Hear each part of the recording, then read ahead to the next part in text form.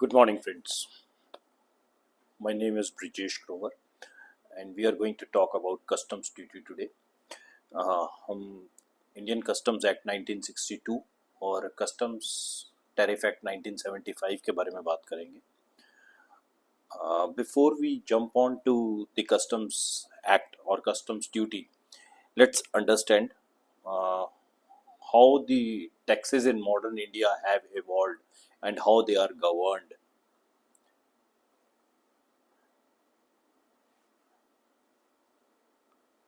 So, it's Article 265 of the Constitution of India, which says that no tax shall be levied or collected except by the authority of law.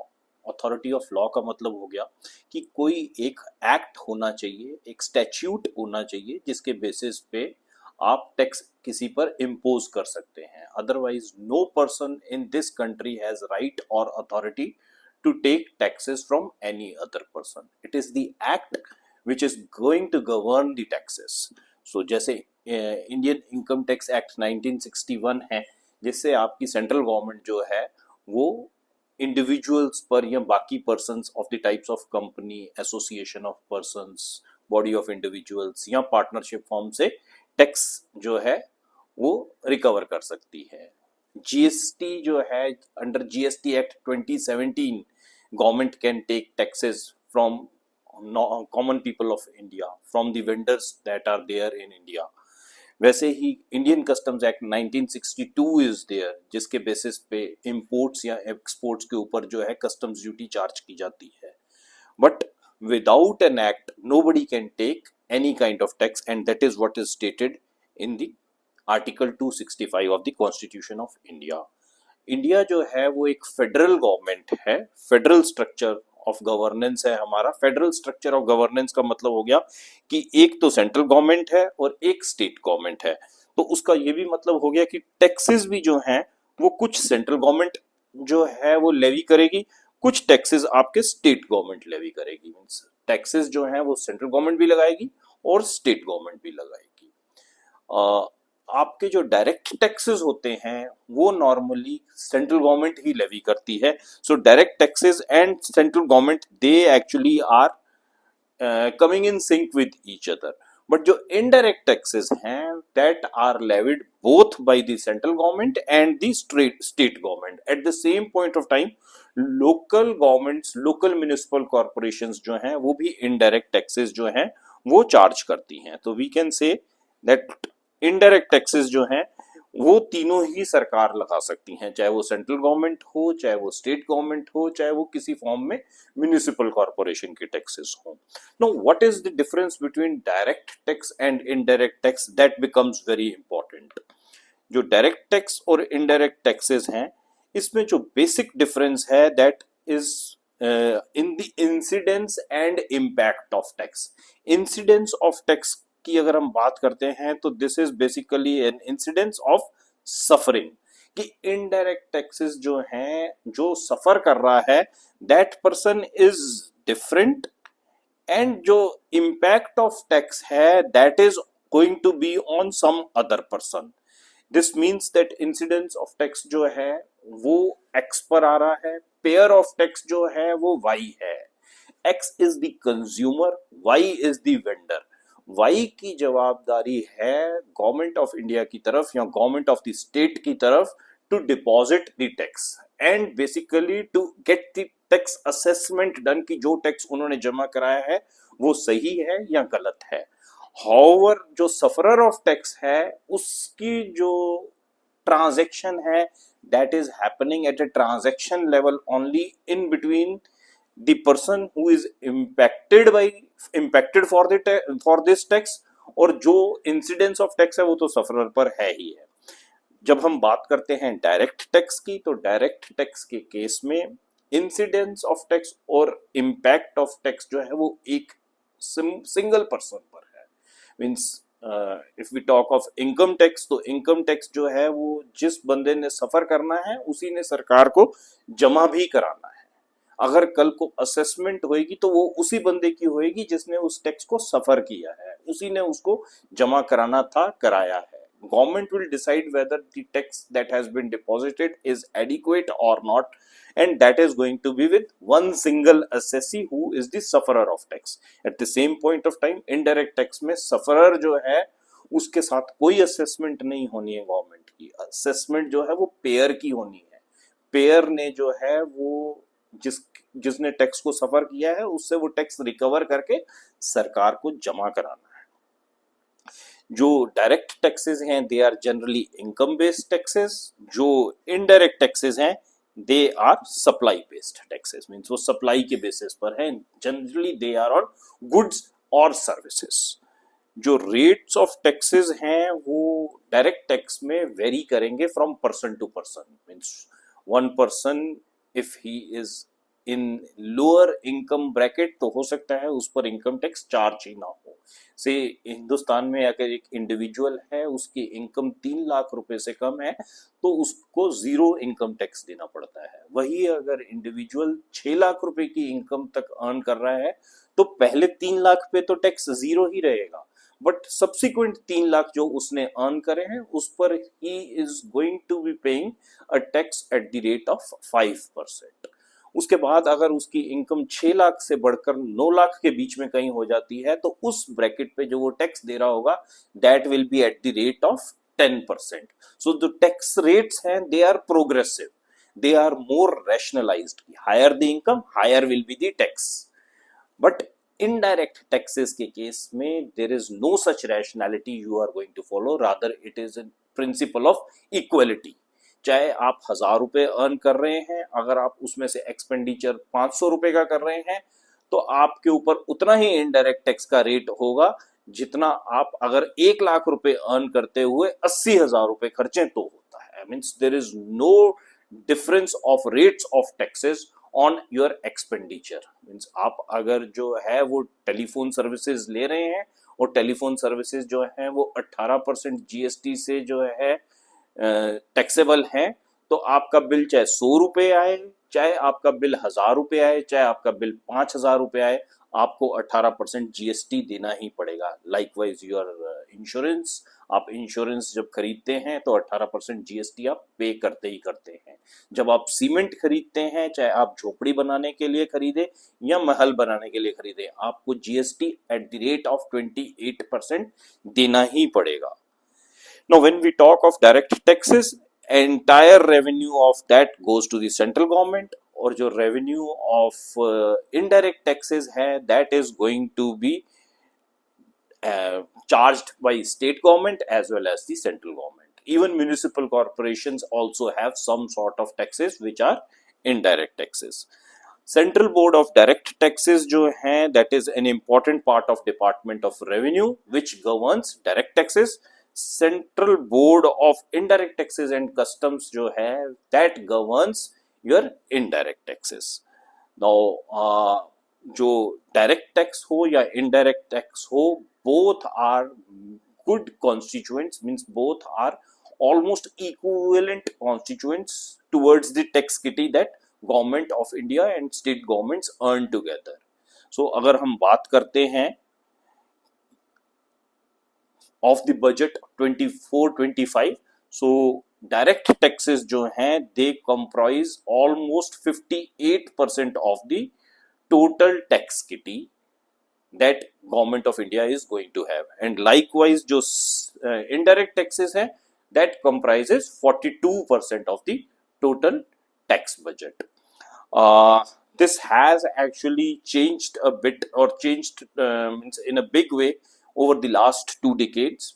आज से 20 साल पहले जो direct taxes हैं वो लगभग 40% होते थे और जो इनडायरेक्ट टैक्सेस हैं वो टोटल टैक्सेस का 60% होता था। So when we have changed, means higher is your direct taxes, that means we are heading for progressive tax regime in a galloping way, and that's a good for economy as well as the individuals of the economy. Now, before we move on to the customs duty, कुछ basic terms हैं customs की जिसके लिए means जो हमें समझ आनी बहुत जरूरी है so that we can progress further in the customs act. तो इसमें फर्स्ट पॉइंट जो है that is very important and that is your baseline जो है that is lower water mark along the coast. Lower water mark along the coast का मतलब हो गया कि अगर समुंदर जो है वो लो टाइड पर है तो पानी जमीन के जिस हिस्से तक जाता है, जिस लास्ट पॉइंट तक जाता है, वो वाला जो पॉइंट है that is known as the baseline. Inside the sea water जो मेजरमेंट होगी डिस्टेंस की that will be from this baseline point. अब ये बेसलाइन पॉइंट से पहले 12 नॉटिकल माइल्स का एरिया जो है that is termed as territorial water. Territorial water जो है that from customs point of view means Indian customs act जो है वो इंडियन लैंड्स तक ही जो है वो रेगुलेट नहीं होगा, that will B basically covering your Indian territorial waters and skies above this territorial water as well. It's territorial water, sky above the territorial water, and subsoil and anything below that subsoil also is part of Indian territory from customs point of view. Means as per Indian Customs Act 12 nautical miles तक का area from baseline is known as India। Means सारा का सारा Indian customs act जो है वो उस पर एज इज फॉलो होगा जैसे हिंदुस्तानी जमीन पर फॉलो होता है। जब आपका एक शिप एक वेसल जो है वो गुड्स लेकर हिंदुस्तान की तरफ आ रही है, that means that we are importing certain goods on the sea vessel, तो आपकी इंपोर्ट जो है वो ट्रिगर हो जाएगी जैसे ही आप इंडियन टेरिटोरियल वाटर्स के अंदर एंटर करेंगे, and it will conclude once the goods are cleared for home consumption. We will be talking on this point in our subsequent slides also. इस 12 नॉटिकल माइल्स के बाद जो नेक्स्ट 12 नॉटिकल माइल्स है that area is known as contiguous zone of India. Now once again we move back to the baseline, और baseline से 200 nautical miles का area जो है वो आपका exclusive economic zone of India है। जो exclusive economic zone of India है that is also known as Indian customs water.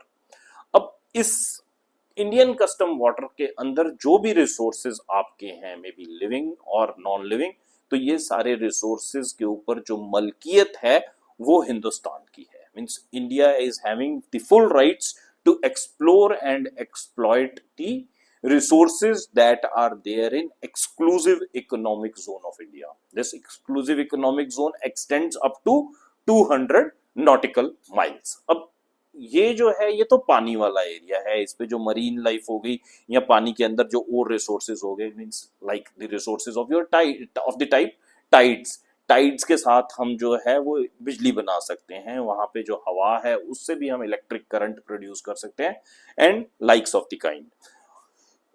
इस वाटर के नीचे जो सबसॉइल है या उस सबसॉइल के नीचे वाला एरिया जो है वहां से आप मिनरल्स निकाल सकते हैं।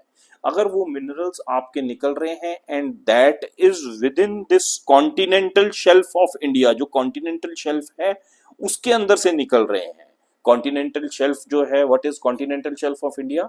That is the area which is before this shelf breaks. Means shelf जो है, जो कॉन्टिनेंटल स्लोप आती है उससे पहले वाला एरिया जो है ये कॉन्टिनेंटल शेल्फ है, एंड दिस कॉन्टिनेंटल शेल्फ जो है it can extend up to 200 nautical miles.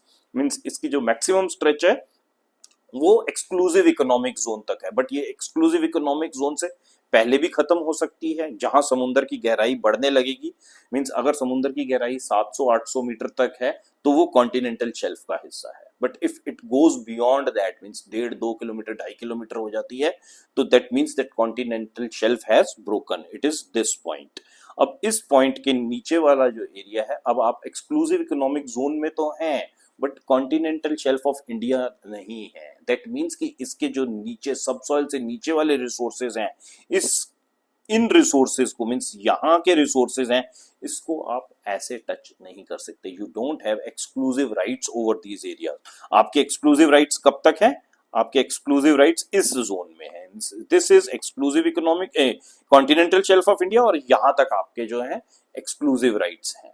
But जो आपके बिलो द सब सॉइल जो है ये आपके राइट्स नहीं है। मिनरल ऑयल्स जो हैं वो आप इस रेक्टेंगल तक तो निकाल सकते हैं, उसके बाद नहीं निकाल सकते। so that means continental shelf of India is till this point, and this can be maximum up to 200 nautical miles and not beyond that। Means अगर 200 nautical miles जो है वो कहीं इस पॉइंट तक खत्म हो जाता है तो देन योर कॉन्टिनेंटल शेल्फ जो है this only is restricted to your exclusive economic zone. यहाँ आपकी एक्सक्लूसिव इकोनॉमिक जोन हो जाएगी if this is 200 nautical miles। I hope it is clear.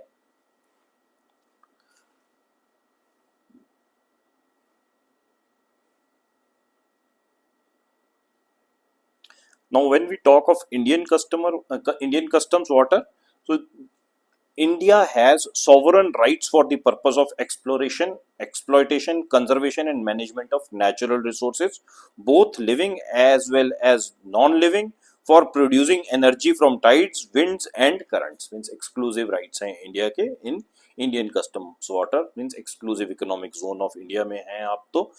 We have the rights and jurisdiction for construction, maintenance, or operation of artificial islands, offshore terminals, installation and other structures and devices necessary for the exploration and exploitation of resources of the zone or for the convenience of shipping or for any other purpose। आप अपनी encourage डाल सकते हैं, आप अपने यहाँ पर जो है एक्सप्लोरेशन या एक्सप्लॉयटेशन ऑफ रिसोर्सेज के लिए किसी भी तरह के जो हैं वो रिग्स लगा सकते हैं। You can create some sort of artificial island, you can go in for some sort of scientific research if you want to do।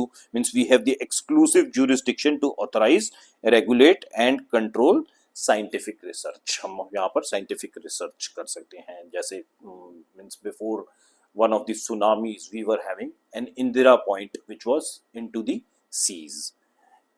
Kanyakumari के बाद नीचे आता होता था, which got actually sunk with that tsunami। exclusive jurisdiction means अब rights के साथ duties आती हैं, तो हमारी जो ड्यूटीज हैं we are having exclusive jurisdiction to preserve and protect the marine environment and to prevent and control the marine pollution। We also have all other rights as are recognized by the international laws। and likewise जैसे exclusive economic zone है उसी तरह से आपके continental shelf of India के भी union rights और duties हैं।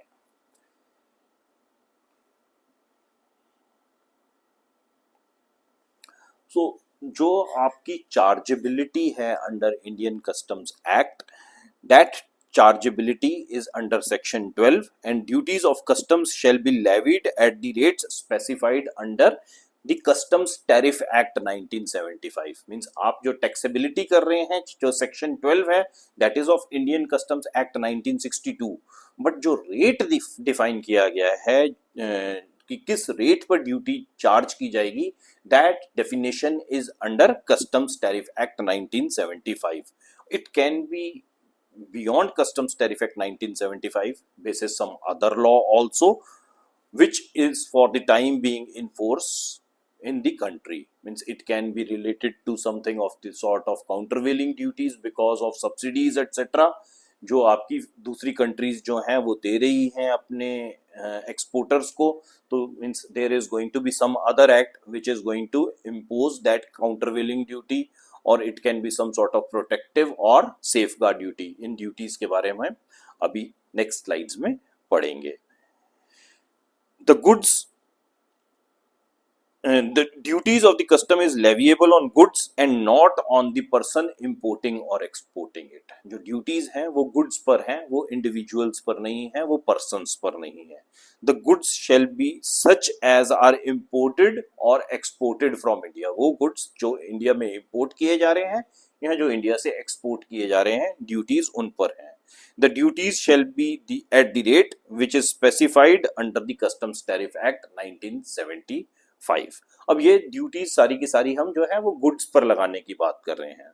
तो दिमाग में आता है कि गुड्स क्या है, what is the definition of goods। again goods has been defined under section 2 subsection 22 of Customs Act।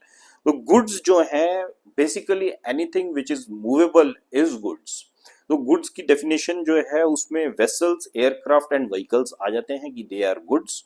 उसमें स्टोर्स आ जाते हैं, मींस ये जो वेसल्स, एयरक्राफ्ट और व्हीकल्स हैं इसके अंदर आपके कुछ कंज्यूमेबल आइटम्स पड़े होंगे। It can be in the form of fuel, it can be in the form of spare parts, it can be in the form of something which is required to be eaten by the crew when the ship is on the move, when the vessel is on the move। ये सारे के सारे जो goods हैं, ये सारे की सारी जो items हैं, these are stores and all these stores are goods। अगर ये stores जो हैं वो उतार के आप हिंदुस्तान के अंदर ले आते हैं तो it will be treated as if these are goods, और सारे के सारे गुड्स जो हैं वो ड्यूटीएबल हैं, वो उन पे कस्टम्स ड्यूटी चार्ज होती है। तो जब तक वो स्टोर्स जो है वो शिप वेसल के अंदर रहेंगे, ड्यूटीएबिलिटी का कोई पिक्चर उसमें नहीं बनेगा। स्टोर्स के बाद जो बैगेज है, baggage carried by the crew, that is goods. अब वो जो बैगेज है उसके जो ड्यूटी रूल्स हैं वो कुछ डिफरेंट हैं। What they are, we are going to talk about that also. इसके अलावा currency and negotiable instruments, they are also under the definition of goods. अब इसके बाद रेजिडुअरी में any other kind of movable property, means कुछ भी movable property जो है that will come under the definition of goods only. Now, before we move deep into the act, we need to understand such certain basic terms again, means जो हमारी common sense में भी आती हैं और कुछ जो है उसकी extended definition भी है। Means we'll quickly start with import, which means bringing into India from a place outside India, means common definition जो आपकी dictionary definition है, it is nothing but that, it's a defined under section 2 subsection 23। Imported goods means any goods brought into India from a place outside India but does not include goods which have been cleared for home consumption। goods once cleared for home consumption means goods जो हिंदुस्तान के मास goods का हिस्सा बन चुके हैं, goods जो home consumption के लिए क्लियर हो जाएंगे वो हिंदुस्तान के बाकी गुड्स का हिस्सा बन जाएंगे। And once the goods are part of goods that are there in India, तो वो इंपोर्टेड गुड्स नहीं कहलाएंगे, क्योंकि इंपोर्टेड गुड्स जो हैं वो नॉर्मली आपके ड्यूटीएबल होते हैं। अगली डेफिनेशन हमारी ड्यूटीएबल गुड्स की। Dutiable goods means any goods which are chargeable to duty and on which duty has not been paid. तो आपके जो ड्यूटी जिनके ऊपर पे नहीं हुई है वो ड्यूटीएबल हैं। एक बार आपने ड्यूटी पे कर दी तो दैट मीन्स कि वो गुड्स जो हैं अब हिंदुस्तान में ऑलरेडी इंपोर्ट हो चुके हैं। Once they are cleared for home consumption, they are no more in the category of imported goods, they are no more in the category of dutiable goods। अब ड्यूटी खाली एक बार ले सकते हैं। इंपोर्टेड गुड्स तब तक हैं जब तक वो होम कंजम्पशन के लिए क्लियर नहीं हुए। एक बार गुड्स होम कंजम्पशन के लिए क्लियर हो गए यानी कि वो ड्यूटीएबल नहीं है। Once they are not dutiable, they are not even imported, वो they are part of goods which are part of mass of goods in India. अब नेक्स्ट डेफिनेशन जो है that is of importer. Importer की definition थोड़ी सी technical है। Importer in relation to any goods at any time between their importation and time when they are cleared for home consumption includes any owner or any person holding himself to be the importer। जो importer है means जिसके नाम पर जो है वो invoice आई है, जिसके नाम पर जो है वो bill of leading of vessel है, वो इंपोर्टर है। इसके अलावा दूसरा बंदा कौन इंपोर्टर हो सकता है? Person who holds himself to be the importer. If a person is representing somebody else कि मैं इसका रिप्रेजेंटेटिव हूं तो वो इंपोर्टर होगा। दोनों ही इंपोर्टर है, मींस द पर्सन जिसके नाम पे वो गुड्स आए हैं वो इंपोर्टर है, अगर कोई दूसरा पर्सन जो है वो उसको रिप्रेजेंट कर रहा है तो वो भी इंपोर्टर है। Importer also include a person who cleared the goods from warehouse even though he is not the actual importer. Importer जो है जिसने वेयर हाउस से गुड्स क्लियर कराए वो भी इंपोर्टर ही होगा। ये हो सकता है कि गुड्स पहले वेयर हाउस पहुंच गए हों, वेयर हाउस में गुड्स पहुंचने के बाद जो एक्चुअल इंपोर्टर है उसने किसी XYZ दूसरे बंदे को गुड्स बेच दिए। गुड्स पहले इंस्पेक्ट करा दिए या बिना इंस्पेक्शन के ही गुड्स बेचे जा सकते हैं बाई ट्रांसफर ऑफ टाइटल, जो उसके पास इनवॉइस थी, जो बिल ऑफ लीडिंग था, उसने एंडोर्स करके किसी थर्ड पर्सन को दे दिया, XYZ को। अब XYZ जो है वो इंपोर्टर होगा, इंपोर्टर की कैपेसिटी में वो गुड्स को क्लियर कराएगा फॉर होम कंजम्पशन। उसके बाद जो इंपोर्टेड गुड्स हैं दे will become part of mass of goods in India. So like the case of import, imported goods and importer, वैसे ही डेफिनेशन हमको एक्सपोर्ट, एक्सपोर्ट गुड्स और एक्सपोर्टर की भी दी हुई है। एक्सपोर्ट और एक्सपोर्ट गुड्स की जो डेफिनेशन है they are dictionary definitions only. Exporter जो है वो जैसे means if we talk in similar ways to that of importer, exporter in relation to any goods at any time between their entry for export and the time when they are exported includes the owner or any person holding himself to be the exporter। Means या तो वो exporter है जिसने जो है वो shipping bill बनाया है, जिसने इनवॉइस बनाई है, वो एक्सपोर्टर है, यहाँ वो बंदा जो रिप्रेजेंटेटिव कैपेसिटी में खुद को एक्सपोर्टर होल्ड कर रहा है वो भी एक्सपोर्टर होगा। Now, one thing that comes when it's a chargeability on your imports or exports, customs duty की बात करते हैं, तो is government also going to be chargeable for export or import duties? Yes, they are going to be chargeable. The provision shall apply in respect of goods belonging to the government. मगर exceptions हैं. These are exceptions on the basis of certain notifications. Means अगर आपकी जो है कुछ notifications हैं, means by virtue of specific notifications, अगर goods जो हैं वो एग्जेम्प्ट हैं for some category of departments और some category of persons in the government, so they are going to be exempt. Means normally किसके लिए होता है? Imports by Indian navy, specific equipment required by police, ministry of defence, coast guards etcetera, they are exempt from duty by virtue of specific notifications। और ये notifications क्या है? These notifications basically make the goods exempt subject to fulfillment or conditions। Means कुछ conditions हैं, अगर वो fulfill हो रही हैं तो duty नहीं लगेगी। There are certain procedures that are to be followed basis that notification, and the goods are exempt from duty। अब taxable event in case of imports क्या होता है? As we talked earlier, once the goods start to enter the territorial waters of India, no sooner they enter the territorial water of India, the goods are said to have been started as being imported। Means import of goods will commence once they cross the territorial waters। जैसे ही territorial waters को cross करके Indian हिस्से में आए तो imports जो है वो commence हो गई। It shall continue and is completed when they become the part of mass of goods within the country। जब वो goods जो इंडिया के goods हैं उसका ये हिस्सा बन जाएंगे तो that means कि आपकी import complete हो गई। अब वो goods जो हैं वो इंडियन मास का हिस्सा कैसे बनेंगे? वो इंडियन मास का हिस्सा बनने के लिए the goods need to be cleared for home consumption। उसके लिए bill of entry present किया जाएगा, bill of entry for home consumption, and the goods are going to be released after the payment of duty, और वो जो है हिस्सा बन जाएंगे। जो bill of entry है that can be for clearing the goods for home consumption or it can be for clearing for warehousing। तो warehousing के लिए अगर आपने goods clear कराए हैं then they are not part of mass of goods within the country, then it is being warehoused, the import is not complete as yet। Import complete इस case में कब होगा? जब वेयर हाउस से goods जो हैं वो क्लियर किए जाएंगे, एक बार बिल ऑफ एंट्री दोबारा प्रेजेंट किया जाएगा and goods will be cleared for home consumption. In the second step they will become part of mass goods of India and the import will be complete. अब taxable event in case of exports क्या है? Export of goods is complete when the goods cross the territorial waters of India. जब हिंदुस्तान से ship निकलेगा और territorial waters को cross कर देगा, मींस 12 नॉटिकल माइल्स क्रॉस कर जाएगा from the base line, then the export will be complete. इस दौरान अगर देयर इज अ रेक, अगर समुद्र में जो है वो सामान गिर जाता है, it will not be treated as if the goods have been exported.